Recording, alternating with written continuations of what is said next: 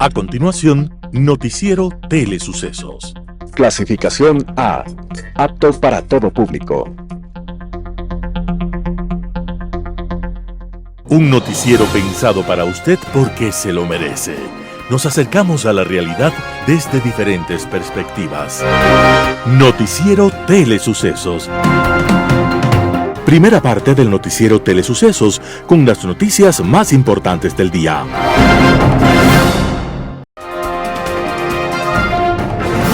Un día como hoy. La vida, dice algún filósofo, juega extrañas partidas de ajedrez con los humanos, convertidos en peones que se mueven sin saberlo a lo largo de blancos días y de negras noches. Y así como los peones humildes del tablero pueden convertirse en poderosas piezas, así los humanos podemos cambiar tanto como para no reconocernos a nosotros mismos al cabo de pocos años. Esto le sucedió a un joven llamado Hans Castorp, pequeño burgués de vida apacible, preocupado solo por sus intrascendentes comodidades de cada día.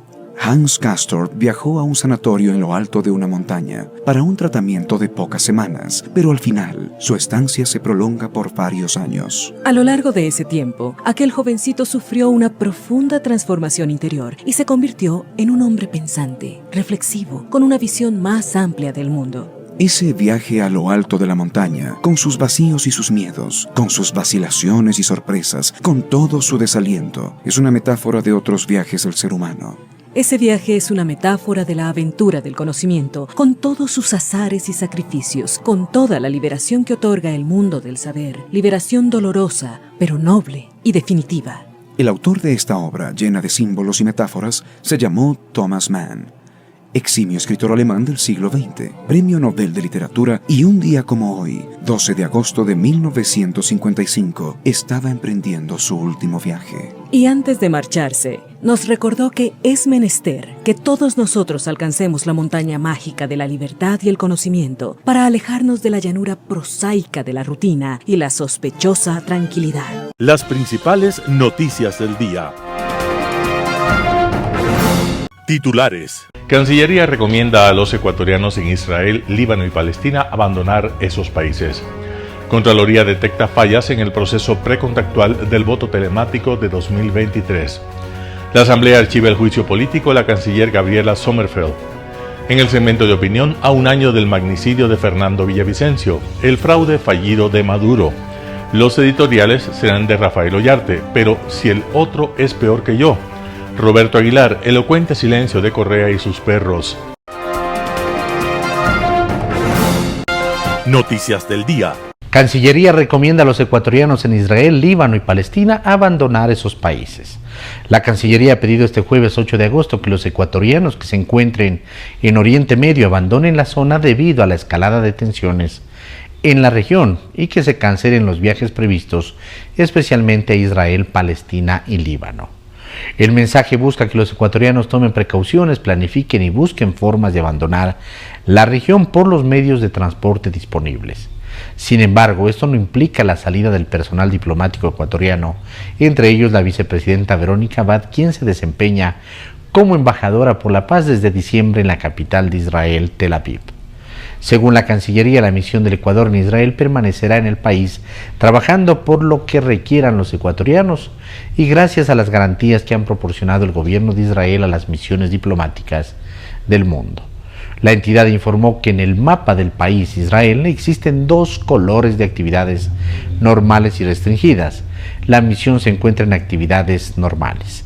La vicepresidenta de la República y embajadora de Ecuador en Israel, Verónica Abad, semanas previas había manifestado sus temores sobre su seguridad al permanecer en Tel Aviv y la escalada de violencia que se registra en la región. Contraloría detecta fallas en el proceso precontractual del voto telemático de 2023. La Contraloría General del Estado emitió un informe en el que señala deficiencias en la contratación y la ejecución del voto telemático para las elecciones anticipadas de 2023. El examen especial de la Contraloría predeterminó que el proceso de contratación para el voto telemático careció de un análisis adecuado sobre la infraestructura tecnológica y la capacidad operativa necesaria. El Consejo Nacional Electoral no habría considerado aspectos cruciales como los servicios de almacenamiento en la nube ni las particularidades tecnológicas que garantizaban la seguridad y la disponibilidad del sistema. El informe también revela que los términos de referencia para los oferentes fueron inadecuados, ya que no se exigieron conocimientos específicos en la implementación de plataformas tecnológicas en el voto telemático para las elecciones anticipadas de 2023. Esto restringió la participación de proveedores especializados, lo que derivó en la contratación de empresas sin la experiencia necesaria para cumplir con el objeto contractual. Durante el proceso electoral se presentaron intermitencias y actas de escrutinio con inconsistencias. Los problemas ocurrieron debido a que no se realizaron pruebas técnicas y simulacros. Tampoco se identificaron los riesgos y las vulnerabilidades de la plataforma tecnológica para elaborar un plan de contingencia y mitigación. La ausencia de soluciones oportunas para los incidentes que se presentaron el día de las elecciones provocó que se interrumpa la operatividad del sistema por casi 4 horas. En su examen especial, la Contraloría también incluyó un informe de observadores de la Organización de Estados Americanos, donde se expuso que únicamente el 41.7% de los electores ejercieron el derecho al voto. El organismo atribuyó la baja participación a los problemas presentados en el voto telemático. Asamblea archiva el juicio político a la canciller Gabriela Sommerfeld, con 76 votos a favor que llegaron de las bancadas de ADN, del Partido Social Cristiano, de Construye y algunos independientes, 44 en contra del bloque de la Revolución Ciudadana y 8 abstenciones. El Pleno de la Asamblea Nacional aprobó hoy, 8 de agosto del 2024, una moción de archivo del juicio político que fue impulsado por el correísmo en contra de la canciller Gabriela Sommerfeld. La moción fue presentada por el legislador gobiernista César Humajinga, quien en su informe de posturas aseguró que la legisladora del correísmo interpelante Yajaira Urresta no pudo probar el supuesto incumplimiento de funciones de la canciller. Urresta acusaba a la canciller Sommerfeld de estar detrás de la incursión policial a la Embajada de México en Quito el 5 de abril, donde se detuvo al ex vicepresidente Jorge Glass. También la señalaba de no haber facilitado el salvoconducto para Glass, que tiene sentencias e investigaciones por corrupción, para que viaje a México, país que le concedió el asilo político. La tercera causal era la supuesta tensión diplomática que generó con Rusia el anuncio de que el gobierno de Daniel Noboa entregaría material bélico ruso a Estados Unidos, catalogado como chatarra, a cambio de equipo nuevo de seguridad. Entrevista del día. En Radio Sucesos estuvo Juan Javier Sánchez, presidente alterno de la Cámara de Comercio de Guayaquil, para hablar de cómo afecta la corrupción judicial en la generación de empleo. Escuchemos lo que dijo. Bueno, indiscutiblemente la corrupción judicial, yo diría que el tema más importante de fondo es cómo altera el comportamiento de la sociedad. ¿Y a qué me refiero concretamente? A que, por supuesto, no vamos a generalizar con todos los ciudadanos, pero realmente lo que sucede es que cuando la sociedad sabe que puede resolver las cosas vía corrupción judicial, entonces su comportamiento es otro. Siempre hacemos y vemos los ejemplos de ecuatorianos que dicen que son capaces de pasarse una luz roja en el Ecuador, pero su comportamiento en otro país donde saben que no hay corrupción judicial, donde saben que no hay impunidad, cambia y no son capaces de pasarse la misma luz roja en el exterior. Entonces, cuando esto lo llevamos ya al entorno económico, donde emprendedores, donde empresarios tienen que pagar altísimas tasas de impuestos, como es en el Ecuador, entonces realmente estos altísimos impuestos van permitiendo o alterando la mente del ciudadano, y ante la dificultad de pagarlos, se crea un entorno informal donde la evasión tributaria es lo que empieza a ser lo generalizado. Y dentro de esa evasión tributaria viene, lógicamente, una menor cantidad de recaudación, con todos los efectos que esto tiene para nuestra sociedad. Es realmente lamentable y, por ejemplo, hay informes como uno del Banco Mundial, también del Foro Económico Mundial, que se refiere a la independencia judicial y desarrollo económico, y también instituciones que toman pulso al mundo respecto a estos temas, como la Universidad de Stanford también, sobre el impacto de la justicia corrupta e ineficiente, y hace que países como el nuestro, como Ecuador, se pierdan entre 2.000 millones y más de 2.400 millones del Producto Interno Bruto, del PIB, al año, si se toma en cuenta que un empleo formal y de calidad cuesta, de acuerdo con cálculos de la Cámara de Comercio de Guayaquil, unos 7.000 al año como mínimo. El resultado es que nuestra economía deja de generar más de 240.000 de esos empleos por tener estos peores sistemas de justicia del mundo, ¿no? Y eso es bastante grave en una situación en la que la gente cada vez no puede acceder a un empleo pleno. Claro, por supuesto que es gravísimo. Y sigamos quizás en la línea de cómo afecta esto en la mente de la sociedad y cómo afecta esto a la mente del emprendedor, del empresario. Nosotros, digamos, calculamos que solo en 7 categorías como cigarrillos, como textiles, en este tipo de categorías, en las importaciones se estima que se pierden más de 900 millones de dólares en recaudación. Y si le sumamos todas las categorías del país, sería dificilísimo determinar cuánto realmente el país está perdiendo en recaudación en ese sentido. Entonces, cuando nos referimos también a estos $7.000, es bien sencillito, es decir, bueno, el sueldo básico con todos los beneficios de ley lo multiplica usted por 12 y más o menos le da los $7.000 anuales. Pero estos $7.000 anuales que tendríamos que crear, digamos, que tendríamos que ser capaces de ser productivos para poderlos pagar, tienen detrás, en cualquier empresa, tienen un componente relacionado con los costos y ese tipo de cosas. Entonces, yo estimo, y digamos desde la Cámara estimamos que por lo menos en ventas deberíamos estar generando alrededor de nuevos $70.000 millones en total para poder generar los empleos adecuados que el Ecuador necesita. Fíjese usted un detalle. Si nosotros comparamos mayo del 2023 con mayo del 2024 en cuanto a empleo adecuado, se ve una diferencia ya del 3% en el empleo adecuado. Y en el subempleo, ¿cuál es el subempleo? Aquellas personas que desean trabajar al menos 40 horas semanales, aquellas personas que desean recibir al menos un sueldo básico. En el subempleo, más bien uno encuentra un crecimiento del 18 al 21%. ¿Qué significa? Significa que el ecuatoriano no quiere quedarse sin hacer nada, no se queda de brazos cruzados, sino que cuando se queda sin el empleo adecuado, busca salir, como decimos, salir a cachuelear. Y entonces agarra cualquier empleo, pero ya un empleo informal, donde no está afiliado al Seguro Social y donde no está recibiendo ni siquiera el sueldo básico. César Arias, experto en movilidad, habla sobre los problemas de la movilidad que ocurren en la ciudad de Quito. Veamos la nota. Sí, el tema de movilidad es un tema complejo. Yo siempre digo que tal vez el problema más grave que tenemos es creer que la movilidad es simple y que la movilidad se reduce a declaraciones de líneas de política o de lo que se debe hacer. Pero el tema fundamental es cómo se hace. Ese es el tema fundamental, el saber hacer, de saber atacar los diferentes problemas de una forma técnica que sea creíble para la ciudadanía, que sea eficaz y que se puedan ver resultados.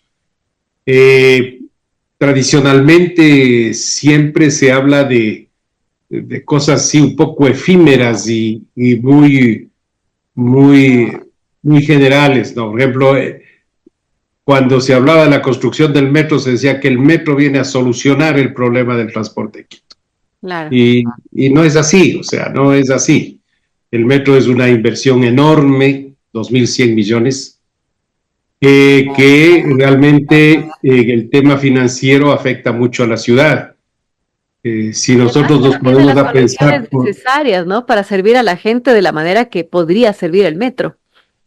Claro, y lo que pasa es que, o sea, como que construimos un sistema así de primer mundo, ¿no? Con una gran inversión. Cuando es inversión, como decía el economista que me precedió en las entrevistas, uno tiene que ver que los proyectos sean rentables para la sociedad, que realmente beneficien a la sociedad. Es decir, uno tiene que preguntarse, ¿este dinero realmente me está creando empleo, me está generando riqueza al país, o es una inversión de lujo, en donde yo realmente desperdicio el recurso escaso que tiene el gobierno, ¿no? El Estado ecuatoriano? Entonces, esa es una pregunta de cajón, y eso es lo que los economistas también hablan de la calidad del gasto, ¿no? O sea, ¿qué tan rentable es invertir 2.100 millones para transportar 130.000 pasajeros? El trole de Quito invirtió 100 millones y llegó a transportar 250.000. O sea, por ahí tenemos que ir analizando la calidad del gasto, porque los niveles de pobreza que tenemos son alarmantes. No somos un país que puede derrochar el dinero, y por eso es que, por ejemplo, con esa inversión de 2.100 millones, imagínense usted, se podría haber descontaminado el Machángara, que con el proyecto Vindo Bono cuesta alrededor de 300 millones, y nos sobraba 1.800, y con 1.800 podríamos haber construido 18 sistemas trolebús. Entonces, y ahí sí podríamos haber tenido mejores beneficios. Entonces, es importante comenzar a hacer este tipo de consideraciones. Ahora, ya en los temas, por ejemplo, últimos, como el tema del control de la velocidad, ¿no es cierto? También hay que aplicar un poco más, ser más rigurosos en cuando se aplican las medidas. Primero, yo creo que como son temas complejos, uno no puede aplicar a toda la ciudad de la noche a la mañana, ¿no? Además, casi nadie conocíamos que uno podía ir preso por exceder la velocidad, ¿no? Recién ahora estamos conociendo. Entonces hay un tema de educación ahí que tenemos que trabajar, un tema de comunicación, y sobre todo, como son sistemas complejos, los sistemas de movilidad, hay que empezar por partes. Entonces, la primera parte que debería servir para bajar los accidentes, para educar a la gente, para comunicar, tenía que ser en aquellos sitios donde realmente estamos teniendo la mayor cantidad de accidentes. Es primero la Simón Bolívar, ¿cierto? Donde todos conocemos que hay una gran cantidad de accidentes derivados de la velocidad, y de la velocidad que no funciona en forma armónica con el diseño de la vía, y que no tiene la señalización adecuada. Por ejemplo, nos descuidamos, pero alarmantemente, de utilizar las normas de señalización que permitan comunicar a la gente cómo se debe manejar en la Simón Bolívar. Diga usted, nosotros tenemos 3 tipos de señales. Las señales reglamentarias, que dice usted tiene que obedecer esto, digamos una velocidad máxima. Las señales preventivas, estas señales reglamentarias van en blanco, rojo y negro. Las señales preventivas van en amarillo y negro, eso previene. Es decir, le dice a la gente, mire, tenga precaución. Y las señales informativas, que son las verde y blanco. Entonces, estas disposiciones, estas normas tienen que cumplirse a rajatabla. Las señales de tránsito tienen que ser uniformes en sus colores, en sus tamaños, en la forma de ubicación, ¿no es cierto? Y tienen que ser legibles y tienen que estar bien mantenidas para que sean respetadas y respetables. En Impacto Informativo, César Vázquez, secretario del CENESID, habla sobre las becas y el acceso a las universidades. Escuchemos lo que dijo. Estamos en una etapa final de los procesos de acceso a la educación superior, y es una también de las buenas noticias que queremos seguir entregando a toda la ciudadanía. En efecto, el Registro Nacional empezó para este segundo periodo académico sin ningún contratiempo y sin ninguna problemática, en donde más de 300,000 aspirantes jóvenes del país mostraron su interés por ir a una de las carreras en las universidades, escuelas politécnicas públicas, en los institutos superiores y conservatorios públicos, o carreras focalizadas del MIES, de la Policía Nacional, Fuerzas Armadas. Después de este paso inicial, cada uno empezó a tomar los diferentes caminos y cronogramas en función de la decisión que tenían para poder hacerlo. Específicamente hablando del tema de el ingreso a los institutos superiores y conservatorios públicos, el próximo 13, 14 y 15 de agosto estaremos realizando la evaluación para que justamente más de 60,000 jóvenes que mostraron su interés por ingresar a este espacio puedan optar por el ejercer esta actividad y posterior acceder a uno de los cupos que tenemos en los 54 institutos a nivel nacional. Lo propio han hecho las diversas universidades durante estas semanas que se encuentran ya en los procesos de asignación de cupo una vez que han concluido con las etapas de evaluación en el marco de la autonomía que tienen cada una de ellas para hacerlo. Ha sido un proceso transparente, sin ningún tipo de irregularidad, ni de ningún percance tecnológico, y pues de esa forma concluiremos en las próximas semanas ya con estas actividades y el posterior ingreso de los jóvenes a las universidades y a las escuelas politécnicas y lo propio en los institutos públicos. Hubo algunos problemas con respecto a ciertos estudiantes que no tenían sus títulos y esto les dificultó pues el trámite para ingresar a ciertos institutos, o mejor dicho, centros de educación superior. ¿Ya fue superado estos problemas?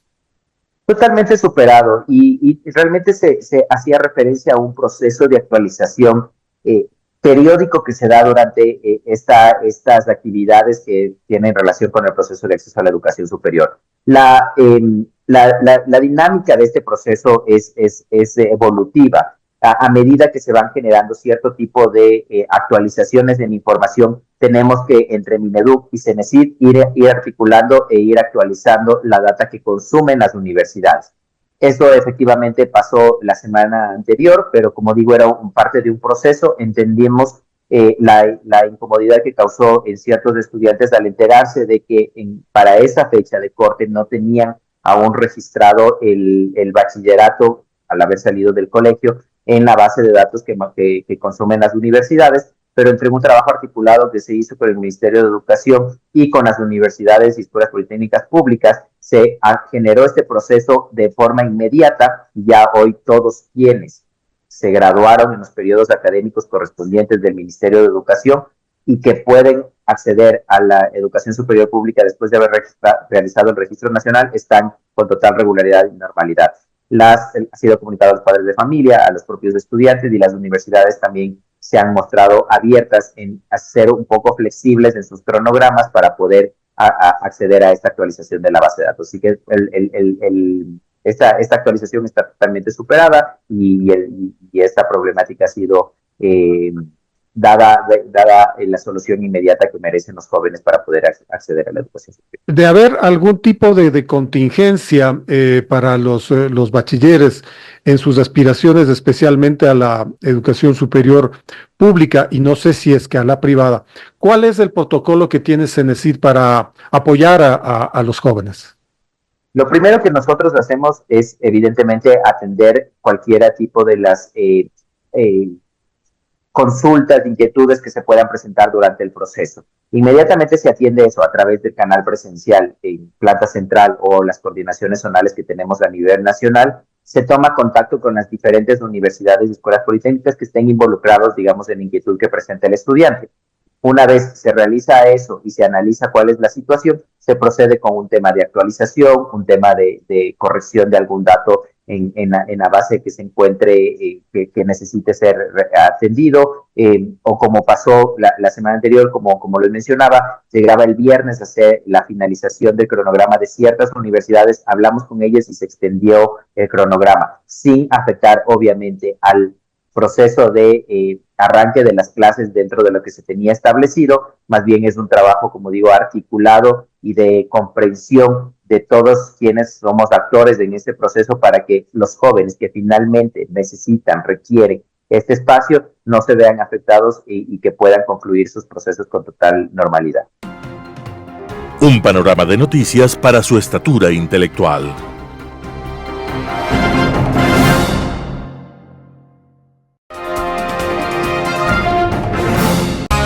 Poder Ciudadano con el doctor Patricio Quijón. A un año del asesinato de Fernando Villavicencio, el 9 de agosto del 2023, el Ecuador se conmocionó por el magnicidio cometido en contra del candidato a la presidencia de la República del Ecuador, Fernando Villavicencio Valencia, hombre valiente y temerario que, con sus profundas, responsables y constantes investigaciones periodísticas, había sacudido al país, haciéndole saber el avance de narcomafias criminales que habían permeado la institucionalidad nacional, pasando por los aparatos de la política y la justicia. Fernando Villavicencio había recibido amenazas de muerte, que fueron creciendo cuando, presidiendo la Comisión de Fiscalización de la Asamblea Nacional, llevó adelante serios procesos de investigación que topaban multimillonarios intereses de mafias que habían infectado hace rato esferas del mundo de la política, la justicia, así como del poder público.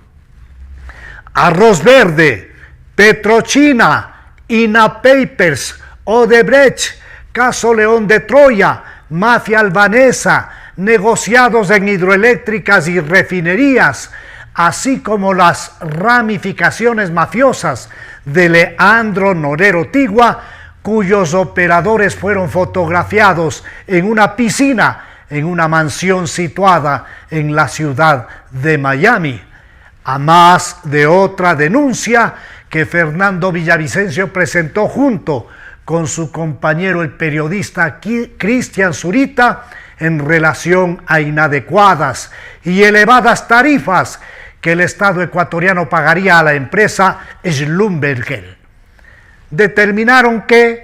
Todo esto determinó que las alarmas de la inseguridad sobre la vida del valiente periodista ecuatoriano de investigación se pongan al rojo vivo. Más su propio jefe de seguridad, un capitán de la Policía Nacional de apellido Ceballos, informó que no se le entregaron oportunamente las herramientas y la logística necesarias solicitadas en forma reiterada a los mandos policiales, con la finalidad de brindar seguridad a quien se había convertido en candidato a la presidencia de la República, representando a la agrupación política Construye, así como a una creciente suma de colectivos sociales y una inmensa masa poblacional que lo apoyaron fielmente, cuyo trabajo extraordinario lo conducía a un resultado electoral positivo. Fernando Villavicencio Valencia nació en Alausí, provincia del Chimborazo, donde tuvo una niñez feliz, rodeado de cultivos, ganado, naturaleza y afecto familiar. A los 13 años se trasladó a vivir en la capital del país, Quito, donde habría pasado tiempos de carencia y dificultad. Mayor de 6 hermanos, Fernando trabajaba en horas del día para ayudar a su familia y continuar con sus estudios en la noche, sin dejar su pasión por la lectura y la literatura, forjando raíces políticas ligadas a la justicia social, a la equidad, a la solidaridad. Entre los años 95 y 2000, Fernando Villavicencio trabajó en Petroecuador, donde se convirtió en un líder sindical, confirmando él la existencia de grupos de poder vinculados a la política que viven del petróleo, así lo denunciaba. Tras haber sido despedido de la empresa estatal por el gobierno de Maguad, Villavicencio retomó el periodismo para colaborar en una serie de investigaciones con portales digitales como Plan B, Vanguardia y Periodismo de Investigación, entre otros, donde desarrolló más de 250 investigaciones impactantes, cuyas revelaciones resultantes del rigor investigativo lo llevaron a ganar concursos periodísticos como el Premio Nacional Jorge Mantilla Ortega en el Ecuador, así como una mención internacional en Colpín, Conferencia Latinoamericana de Periodismo de Investigación. Mas su tarea y lucha implacables le trajeron a él y a su familia consecuencias muy complejas como resultado de la persecución y el atosigamiento criminal del gobierno de Correa Delgado en los años 2007-2017, que le condujo a Fernando Villavicencio a refugiarse en la selva ecuatoriana y luego en el Perú, en Lima. Fernando Villavicencio asistió el 9 de agosto del 2023 a un mitin en favor de su candidatura organizado en el Coliseo del Colegio Anderson de Quito, situado en el centro norte de la ciudad. Terminado el evento, Villavicencio fue sacado por la puerta principal del Coliseo a una camioneta común, donde fue avaliado mortalmente por sicarios contratados para ese efecto. Su cuerpo inerte fue trasladado a la clínica más cercana, donde se constató su deceso. La Policía Nacional organizó un amplio operativo ese mismo día, apresando a 7 sospechosos criminales. El gatillero colombiano David C., que mató al candidato Villavicencio, fue detenido y herido trasladado a flagrancia en Fiscalía, donde se informó su muerte.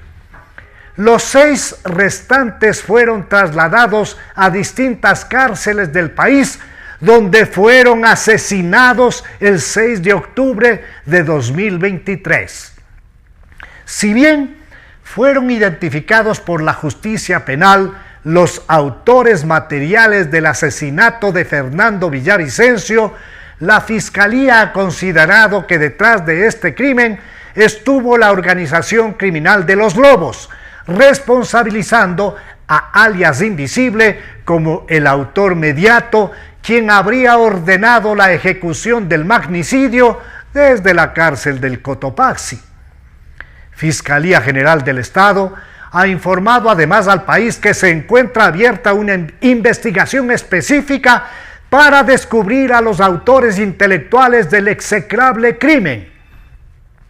La familia de Fernando Villavicencio, sus valientes hijas Amanda y Tamia, su esposa Verónica Zarauz, junto con un país dolido, indignado y frustrado, exigen a sus autoridades transparencia total y celeridad, a fin de dar con los verdaderos autores intelectuales de un magnicidio que no puede sumarse a centenares de acciones criminales que han sido devoradas por la impunidad. Opinión. Muy buenas noches.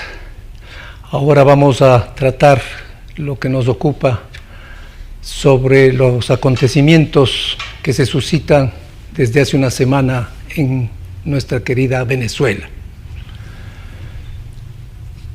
El fraude fallido de Maduro. Hoy más que nunca no podría dejar de dirigirme a la teleaudiencia de este prestigioso medio de comunicación para referirme a los acontecimientos que se están desarrollando luego de las elecciones generales realizadas en la hermana República de Venezuela el pasado domingo 28 de julio último. En efecto, pocas horas después de cumplido el proceso eleccionario y habiendo transcurrido 10 días cuando todas las previsiones hacían ver un indiscutible triunfo de la candidatura de Edmundo González, poco a poco el gobierno del dictador Maduro se daba cuenta que sus posibilidades de triunfo se alejaban cada vez más, lo que le indujo a buscar la forma de dejar sin efecto y boicotear esto que era una realidad inevitable, es decir, el triunfo avasallador de la candidatura que proponía una alternativa de cambio, de regreso a la democracia auténtica, de alejarse de la inmoralidad, del abuso del poder, del enriquecimiento ilícito y de esclavitud.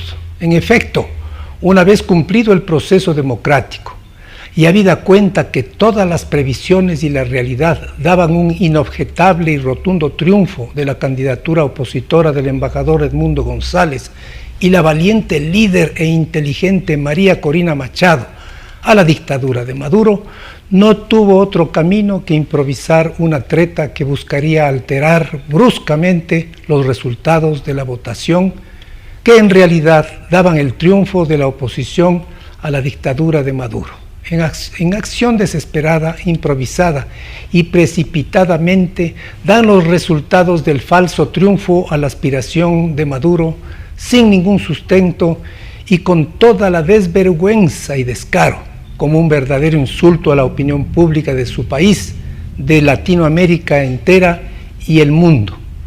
La inmediata convocatoria y llamado a la reunión urgente de consulta de cancilleres de la OEA en su sede de Washington, que resultaba oportuna en el tiempo, no tendría el deseado consenso para detener la ansiada ambición dictatorial de Maduro y su gavilla. Los votos afirmativos de Ecuador, Argentina, Chile, Uruguay, Perú, Paraguay, Panamá, Costa Rica, Surinam, la República Dominicana, no fueron suficientes al efecto. Pero lo más importante de este grave acontecimiento resulta la actitud valiente, patriótica y altamente democrática de doña María Corina Machado y don Edmundo González, quienes, arriesgando su propia vida, han logrado capitalizar el enorme descontento y repudio que el pueblo de Venezuela entero expresa a Maduro. Lo más peligroso ahora resulta la reacción que puede ejercitar Maduro en medio de la desesperación, pues no solo que ha iniciado la persecución, detención y encarcelamiento automático de quienes arriesgan su integridad y su propia vida ante el fraude indiscutible que pretende abiertamente Maduro y su gavilla ante la conciencia y paciencia de la comunidad americana y mundial, que atónitos observan con verdadero tormento una irracional posible reacción desesperada del inefable dictador. Y es que Maduro y sus secuaces, sus representantes, han violentado todo, debo decir, los principios, valores, convenios, tratados y compromisos de carácter internacional, con toda la irresponsabilidad e ignorancia. Es que Venezuela no se mereció nunca gobiernos como los ejercidos en sus últimas décadas, aquellos de Chávez y de Maduro. Formulo entonces un llamado fraterno a los venezolanos de bien que hacen la mayoría, a sus fuerzas armadas, que son las garantes de la democracia y de la paz, a las instituciones democráticas y a su bravo pueblo. Mientras tanto, estamos a la expectativa de que la libertad y la democracia se conviertan en una realidad de este pueblo valiente y sufrido y no se diluya en la nada. Viva Venezuela de Miranda, de Bolívar y de Sucre, de Monagas y de tantos otros prohombres que hicieron grande a esta hermana querida nación. Nosotros en el Ecuador todos estamos atentos a lo que se suscita día tras día en nuestra hermana República de Venezuela. Personalmente me duele mucho como ecuatoriano, como latinoamericano. Viví en Venezuela y serví al Ecuador en esa hermana nación, en representación del país, por prácticamente 2 años y algo más, y pude conocer muy de cerca la vivencia de esta gente noble y valiente que es la venezolana. De tal manera que Latinoamérica y el mundo entero debe apoyar su causa, cual es la de vivir en paz, con libertad y armonía entre todos los hermanos venezolanos, con respeto a la vida, a la integridad de ese hermano pueblo. ¡Viva Venezuela! Muchísimas gracias. Editorial. Pero si el otro es peor que yo. Artículo de Rafael Ollarte publicado en Diario El Expreso. ¿No se sabe quién soy yo? Es la frase favorita de quien, por su pretendida importancia o la de algún pariente, se quiere saltar la ley. Pues por supuesto, aquella solo le puede afectar a los demás, es decir, a los simples mortales. Otros pretenden esquivar las consecuencias de la violación de la ley, en que hay otros que hacen cosas peores.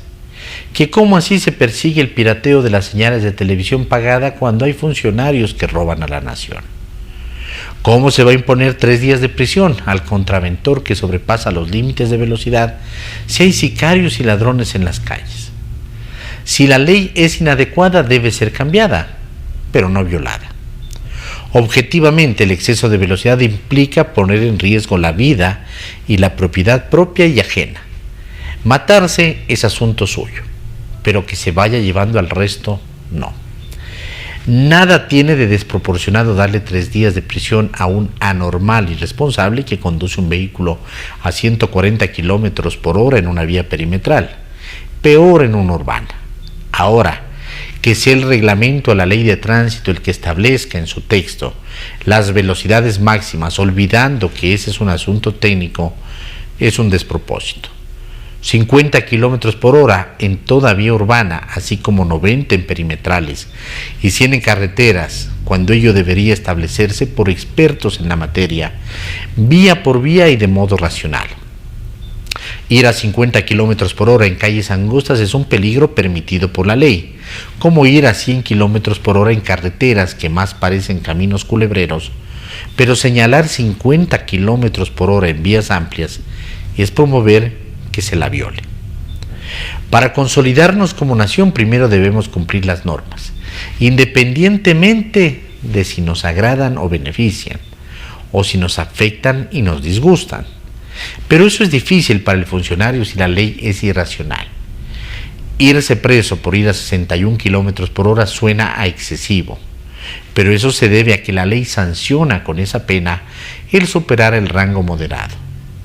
Y como suena excesivo, esa ley que rige hace varios años no se aplica, y cuando se lo hace, saltan las alarmas y la autoridad cede, porque también se acusa su aplicación de selectiva con transportistas excluidos.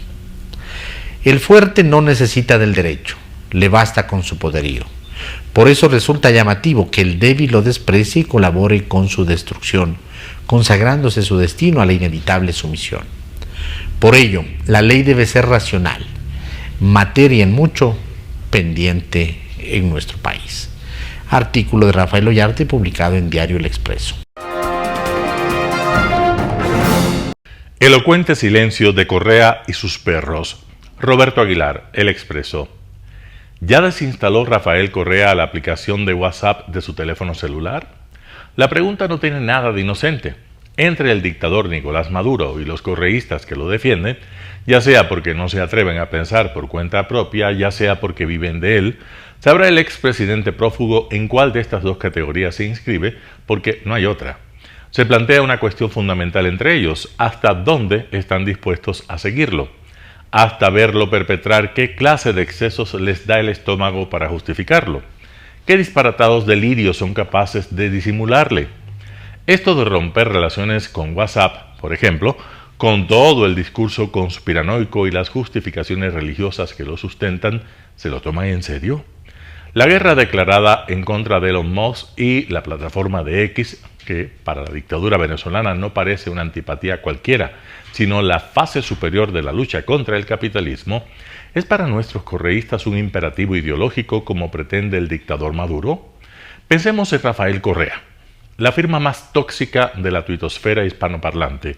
¿Estaría dispuesto a renunciar, porque así se lo exige la revolución, a la cloaca más práctica de la que dispone para evacuar sus más íntimos y ponzoñosos humores? ¿Qué sería de él sin su cuenta de Twitter? Nadie, evidentemente. Quizás es el momento para romper con el madurismo, siguiendo el ejemplo de otras grandes rupturas históricas en el seno de la causa revolucionaria. Marx contra Lasalle, Marx contra Bakunin, Lenin contra Kautsky, e inaugurar el debate entre la revolución tuitera y la revolución anti-tuitera. En suma, ¿qué nivel de ridículo son capaces de soportar estos animalitos por seguir a Maduro?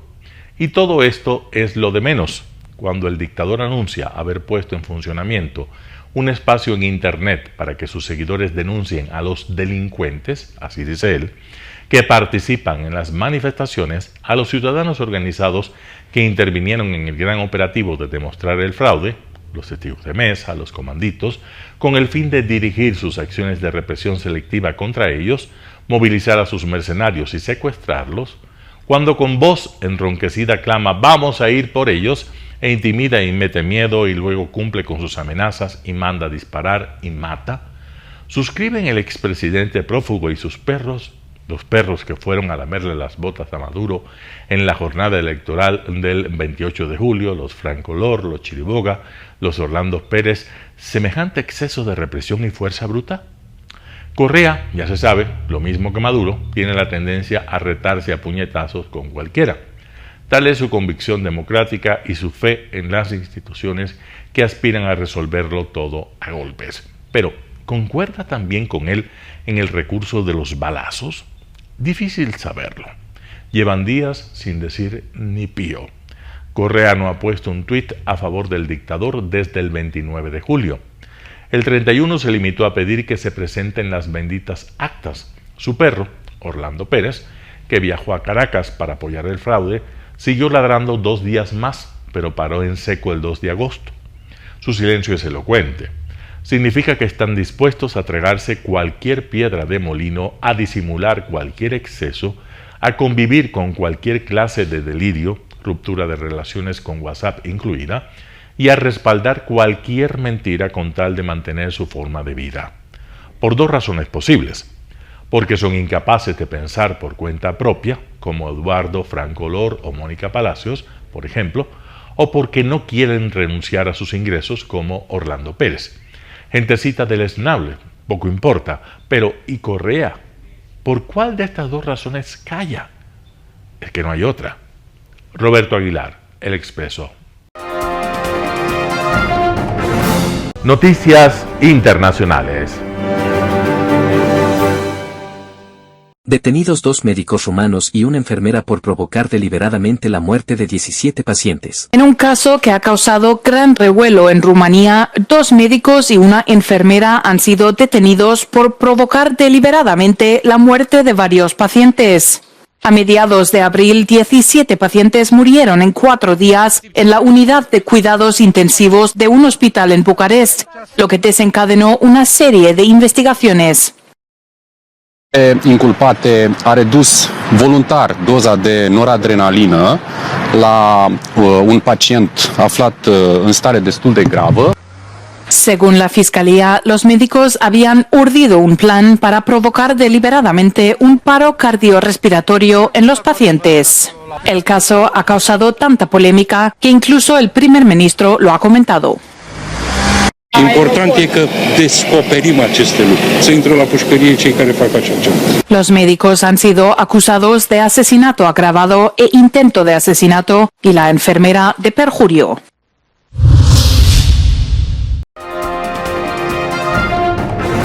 Estados Unidos alerta sobre acciones represivas en Venezuela. Me sabe, acá sabe lo que opina el gobierno de Estados Unidos. Estados Unidos alerta sobre las acciones tomadas por el gobierno de Nicolás Maduro contra los miembros de la oposición y manifestantes pacíficos tras las elecciones presidenciales del 28 de julio que siguen siendo cuestionadas por la comunidad internacional. Hemos visto cómo se han ejecutado una serie de medidas para reprimir la libertad de expresión, tratar de reprimir las protestas, reprimir a la oposición que ejerce sus derechos fundamentales y ciertamente no es sorprendente ver que Maduro toma ese tipo de acciones y por eso es que creo que corresponde a todos los gobiernos en el hemisferio dejar en claro que nos oponemos a esas acciones que son inaceptables y que en última instancia Maduro necesita respetar la voluntad y los votos emitidos por el pueblo venezolano. El vocero del Departamento de Estado, Matthew Miller, dijo a La Voz de América que la administración reconoce que Edmundo González recibió el mayor número de votos en la elección y estableció el camino a seguir. Lo que apoyamos de aquí en adelante es un proceso liderado por los venezolanos, que sea inclusivo y lleve al restablecimiento de las normas democráticas en coordinación con nuestros socios internacionales, y eso es lo que estamos discutiendo. Estados Unidos apoya la mediación propuesta por Brasil, Colombia y México, pero Miller advirtió que las acciones represivas socavan la confianza en este proceso, el cual acapara miradas en la región. Están cometiendo graves violaciones a los derechos humanos, reprimiendo a la gente que se está manifestando y además iniciando persecuciones penales que son irrisorias y que no serían aceptables. El gobierno de Venezuela rechaza contundentemente dichas acusaciones. Celia Mendoza, Voz de América, Washington. I think the answer I just gave a minute ago.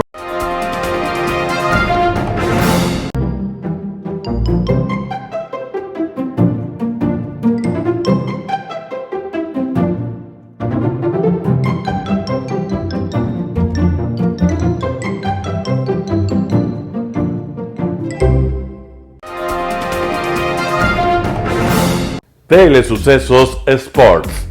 Deportes, deportes, deportes. Todas las tardes, 4 horas de lunes a miércoles, de 14 a 17 horas. Los jueves y viernes, 6 horas, de 12 a 20 horas. Desde Arena Telesucesos. Transmisiones en vivo, siempre Ecuavoley. Y luego, deportes para recordar. Todas las tardes, deportes en Telesucesos Sports, bajo la dirección del arquitecto David López. La visión objetiva de quien vive el deporte. Sucesos deportivos, visión de un equipo de opinión joven de comunicadores. Telesucesos, llegamos con nuestra señal a los sectores populares de nuestra ciudad. Quienes no tienen televisión por suscripción atenderán nuestra señal sin costo en Canal 29 UHF Telesucesos. Siempre ecuatorianos, resaltamos nuestra identidad. El básquet, esgrima, tenis de mesa, taekwondo, box y muchos deportes más en Telesucesos Sport, sin costo desde la comodidad de su hogar en Telesucesos Canal 29. Arena Telesucesos es una importante y funcional edificación cubierta dispuesta para la práctica y desarrollo de eventos del Ecuavoley. La transmisión de Telesucesos se podrá sintonizar además a través de Claro TV Canal 43, TV Cable Canal 73 y en redes sociales Facebook Live Telesucesos Quito y YouTube Telesucesos HD.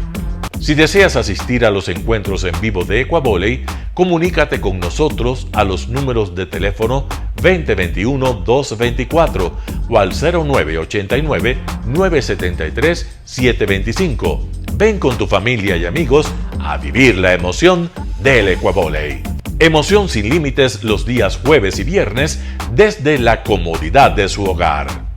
Resaltamos nuestra identidad como ecuatorianos iniciando transmisiones en Telesucesos del Ecuavoley, que representa, luego del fútbol, el deporte más popular de nuestro país y el que practican los ecuatorianos residentes en muchos países del mundo.